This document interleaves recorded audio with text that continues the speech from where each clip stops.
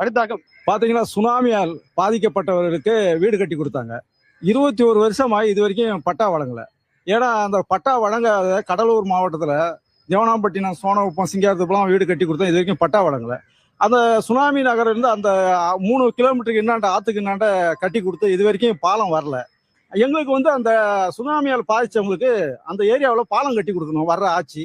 அதே நேரத்தில் இந்த பட்டா வழங்கணும். இந்த பட்டா நீண்ட காலமாக இருக்குது. இப்ப மீனவருக்கான சுனாமி குடியிருப்பை பத்தி பேசியிருக்காங்க, மாற்றுத்திறனாளிகளுக்கான தேவைகளை பத்தியும் பேசியிருக்காங்க. இந்த 2 விஷயத்துக்கும் உங்களுடைய திட்டம் என்ன? கண்டிப்பா ஐயா கேட்ட மாதிரி பாலம் அமைச்சு கொடுக்கறது, அவங்களுடைய குடியிருப்பு உறுதி பண்றது, அவங்களுக்கு பட்டா வழங்குறது, இதை நாங்க உறுதிப்படுத்துவோம். சுனாமி குடியிருப்புக்கு சார் ஒரு ஆக்சஸ், ஒரு பாலம், பிரிட்ஜ் எஸ்டிமேட்லாம் பண்ணியிருந்தேன் நான் மினிஸ்டரா இருக்கும்போது. பட் ஆட்சி முடிகிற சமயத்தில் அது தடைப்பட்டு போச்சு.